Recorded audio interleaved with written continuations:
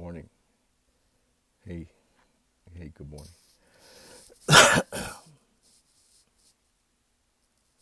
Hey.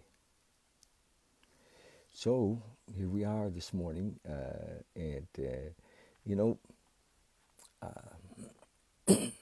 life, life gives me all kinds of material to do this in the morning.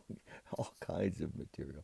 It's beautiful. And so uh, I, I'm not going to go into the specifics of how this came to play, but I had an interaction with somebody last night, and I saw that person was manipulating, and but I, for me, I just needed to look past that to, what was going on, and and I saw it as it was happening, but I was aware enough to not fall for the story and fall for the as it was going on. It was a real life situation where I work, and I work in a kind of a treatment recovery center, and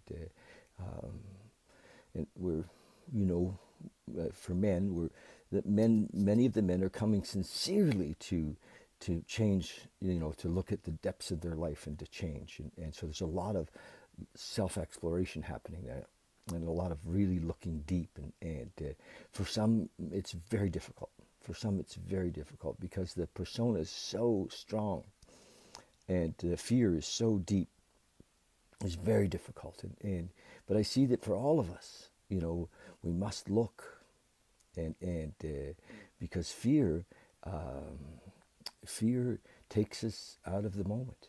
Fear separates us, and it's not pretty. It isn't pretty. It's fear wants us to build our own little safe world, you know. Well, fear says, I'm just going to go into the woods and build a cabin and live by myself. Ever had that? That's fear talk. That's not life on life's terms. That's fear. Like fear saying, you know, I don't want to have anything to do with people. I'm not very socially good, so I'm not going to. That's fear talk. Yes, fear wants to control everything. So if we're in relationships, fear doesn't work so well. Fear separates us from people, and fear keeps us from feeling, what's happening. So, in the book Alcoholics Anonymous, Bill was very, very deep on this thing. He talked about it just before the third step prayer on page 62. He says, selfishness and self-centeredness, that we think is the root of our troubles. So our troubles weren't the symptoms. It wasn't that we ate too much food, or it wasn't that we drank too much or used too much. Those are the symptoms, and those were what we used to mask the pain, and because in the beginning it worked, but for many of us it doesn't work anymore, and so we're stuck in this selfishness and self-centeredness that we think is the root of our troubles. And here's the key: driven by 100 forms of fear, self-delusion, self-seeking, and self-pity, we step on the toes of our fellows and they retaliate. So, and for many of us, we can be in it and not even see it. We're like, I wonder what happened to them. Where did they go? And I'd see it in my own life, how subtle it's been, and how I have let fear run my life, for a lot of it. And waking up to that has been the greatest gift, and talking about it, and becoming aware that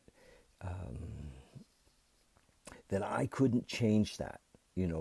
I couldn't change that. I couldn't, from my own mind, it was impossible for me to change that. And this is what happens in this, the 12 steps is it's exactly what Bill says. It says, sometimes they hurt us. So we had stepped on the toes of our fellows and they retaliate. Sometimes they hurt us, seemingly without provocation.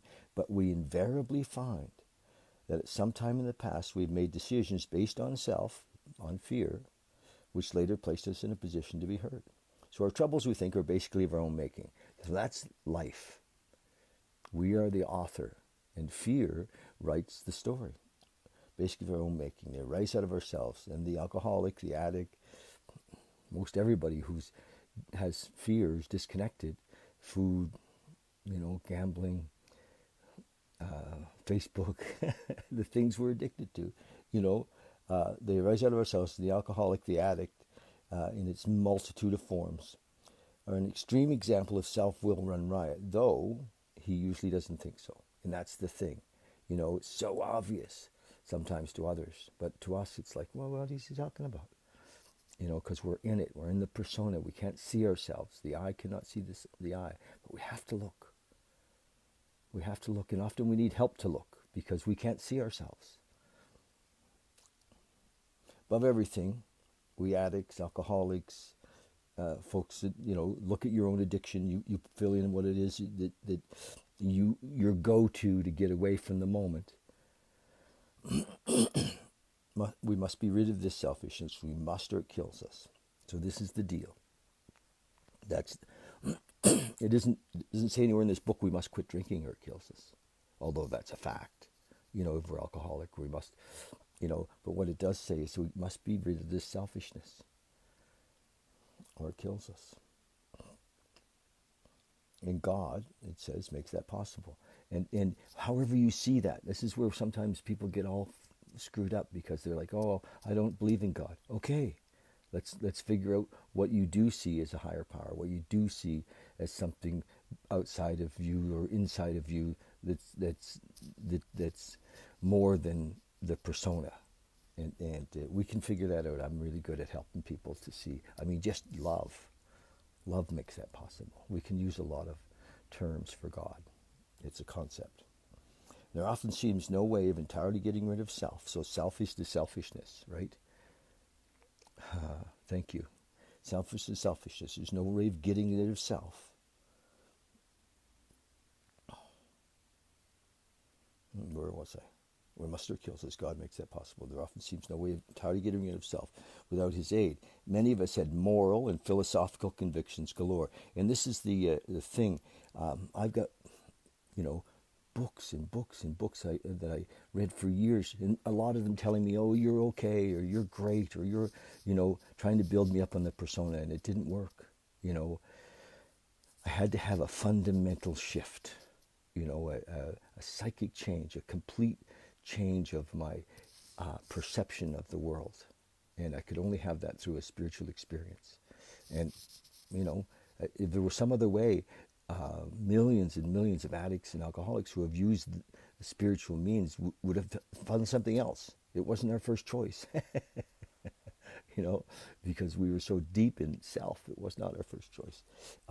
Many of us had moral and philosophical convictions galore, but we could not live up to them even though we would have liked to. Neither could we reduce our self-centeredness much by wishing or trying our own power. We had to have God's help.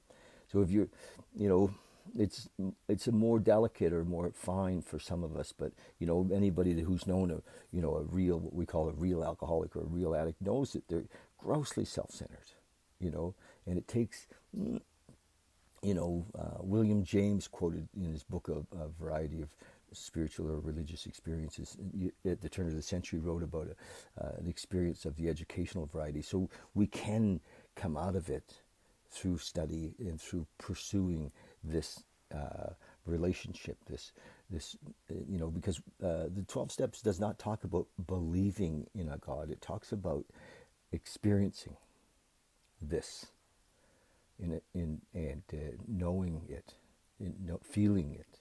So and that happens if we pursue it.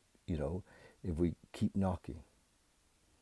Yes, Kathy, absolutely. Most of us are self-centered. That's the deal.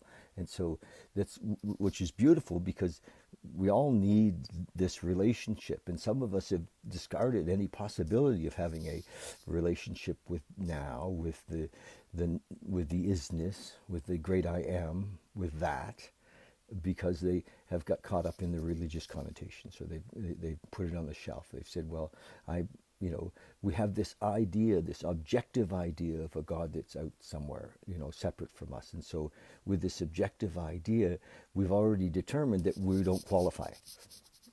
You know, many of us have determined we don't qualify. I did. That was my thing. You know, what would God want to have to do with an asshole like me? And that was, you know, early in my recovery. But, you know, that was persistent. That's been persistent. This idea that I have to earn God's favor. It's just bullshit. You know, it's bullshit. But seek, it says, and the door shall be open. And it's a fact. It's a fact. Keep asking. And it's not asking for something outside of us. It just, how do I describe it? It's so difficult to describe it. This oneness, this knowingness that we're not our persona, we're not our idea of life. Jailbreak, baby, that's right, jailbreak. In the book, it gives us several personas. I'm not going to go into that, but this is the deal: selfishness and self-centeredness. If you know, just look at it. You know, you don't have to beat yourself up with this. Just become aware of it. That, you know, when we look at life, because of our fears, our selfish fears, we've caused separation with our children. Often I see people, I don't talk to my kids, or I don't talk to my dad. With our children, often our exes, you know, that bitch, you know, she did me wrong, whatever. It's all fear-based. And love, or this relationship with the moment, heals that. It shifts it. It's like, and we let go of our perceived wrongs, you know, and we see our own part. And then we have freedom. And then we start to realize that everybody is coming from that place of fear, unless they're not, unless they've had an awakening of some sort, you know. And we can have it. We can have that. And I suggest that, you know, being with the teachers who are actually helping us to do this, whether it's in the 12-step world, which is amazing, it really is, and there's some great speakers and great people in the 12-step world to help us with that. That is a process to freedom, to true freedom. We'll know a new freedom. The promises are great. I'll read them another day. And or whether it's I listen to Muji a lot. I love Muji, and Ram Dass really touches on it, and Alan Watts really touches on it. David Hawkins really touches on it. There are many teachers that aren't selling us a dogmatic idea of what we need to do on a daily basis. You know, nothing wrong with true spiritual principles. They're great, except that most of us, because our fundamental idea of ourselves is fear-based, we can't live them. Fear makes us liars, right? Fear makes us dishonest. And if it's rooted in the cellular being of me, I can't just wish it away. I have to wash myself with love, with the moment. And love is only in the moment. It's not in my idea of the past, my perception, my false perception of the past, or my false idea of the future. So that's my message today, you know. Yeah, fear makes us small, absolutely. So, you know, we're going to meditate together starting really soon. I think hang on, I'm just going to look over here. I think we're going to start on the 13th, I think, of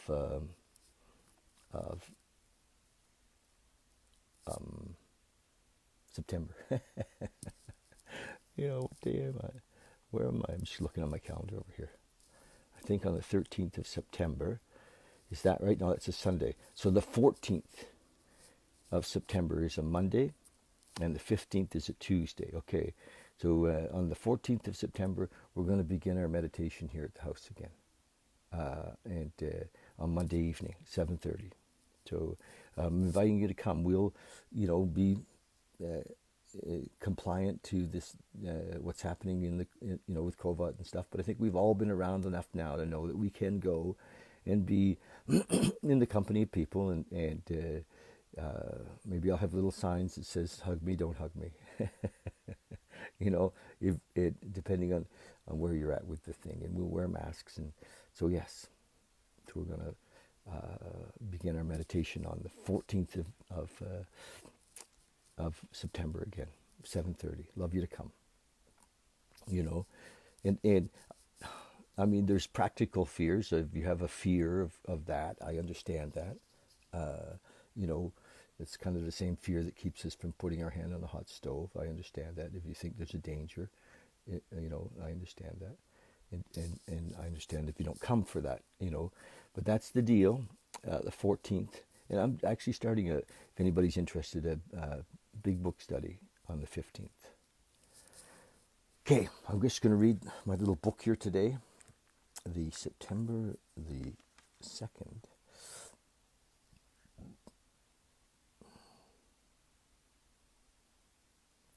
Okay, I read from this little book every day called 24-Hour Day Book. It was written in 1954, and there's some gems in here. There really are. You know, there are some gems in here. So, September 2nd, a thought for the day. Outline the program of action to a new prospect. So he's talking, he started talking a couple of days ago about working with new people. So he's going kind of deep into that. And most of what he's written here in the thought for the day is from the big book. Outline the program of action to a new prospect. Explaining how you made a self-appraisal, like I just talked to you about, you know, came to the conclusion that selfishness and self-centeredness have been the root of your troubles. That's what happens in the self-appraisal, if it's an honest one and a thorough one. How you straightened out your past, so there's work to do in the amends steps, and why you're now endeavoring to be helpful of him. It's important for him to realize that your attempt to pass this on to him plays a vital part in your own recovery. So we get to see ourselves continually through helping others. We get to see ourselves in others. It's amazing when we're doing the work. If we're not doing the work, you know, no matter where you're at, you have something to give away in this spiritual business, this spiritual realm, this spiritual growth thing. I don't know how to, whatever it is that we're talking about. So don't imagine because you're not walking on water that you don't have something to give away. You do. There's somebody, and I always just pray. I'd say, send me somebody that I might have, a message for, and I leave it up to the universe, up to, it just happens. It's, I don't know. I call it FM, friggin' magic. Not so good for the analytical folks, but whatever. You live in your world, I'll live in mine. It's important for him to realize that your attempt to pass this on to him plays a vital part in his own recovery. The more hopeless he feels, the better. He will be more likely to follow your suggestions. Tell him about the fellowship of the 12-step world of AA and NA and CA. And if he shows interest, lend him a copy of this book. My brother gave me this book in 1978. Did I ever tell you that story? 1978, he gave me this book. I had already been looking, I was still already searching for and reading other stuff, but I was still drinking and using and carrying on and still living a very self-centered, selfish life. And he gave me this at Christmas time. My brother Bob was sober, and he wrote in it, Christmas 1978, and he wrote in the front page, and it was a beautiful inscription. I'll read it someday. And so I sat and read this book, this big book. We call it the Big Book of Alcoholics Anonymous. Well, I sat and read it, drinking beer. I did. I was like, I read the stories in the back, and I read some of the instructions. I wasn't that interested in the instructions, but what I got from it was that I was alcoholic, that I drank alcoholically, and that I was, and my conclusion was that so also was everybody I knew. So I wasn't quite ready then, because it was Christmas 1980, December 1980, before I really had enough, and so he was a bit ahead of the game. Thank you, Bob. Yes, So here we go. Meditation for the day. It says,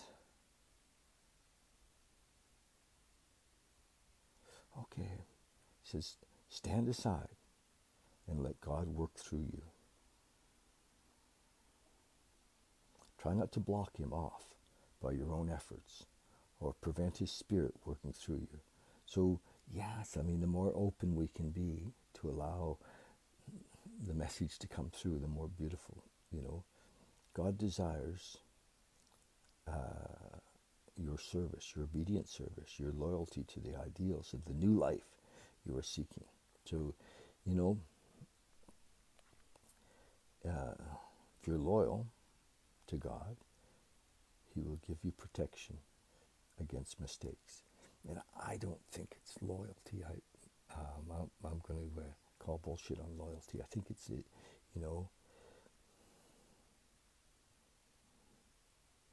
just trust.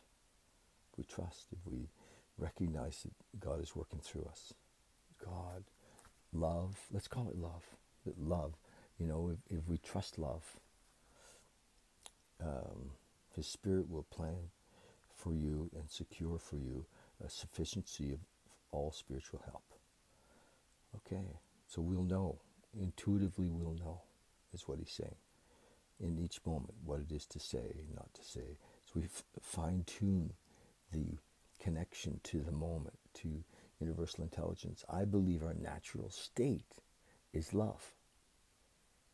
I know that our natural state is love, and as we let go of fear and guilt and shame and all of that, we are living in love. We lift it up. We don't have to earn it. We are it. You'll have true victory and real success if you will put yourself in the background, so your persona, and let God work through you. Prayer for the day. I pray that I may not interfere with the working of God's Spirit in me and through me. I pray that I may give it full reign. Yes, surrender, baby. So, that's it. It's awareness. Awareness is power. So when we see that fear often is just right there, just ask to have it removed. Become aware. Oh, fear can bring us into the moment. We see it, we go, oh, look.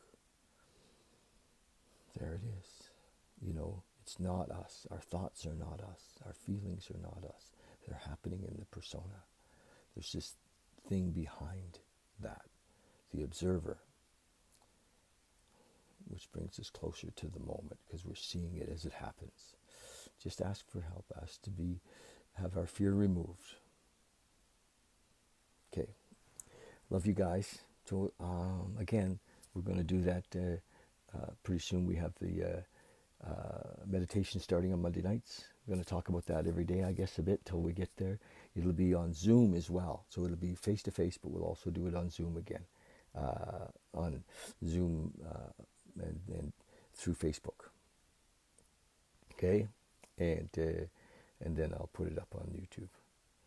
All right, love you guys. Thank you so much for today. And I'll I don't know, see you around. If you have anything you want to talk about, make comments or call, that would be great. Thanks. I'm available.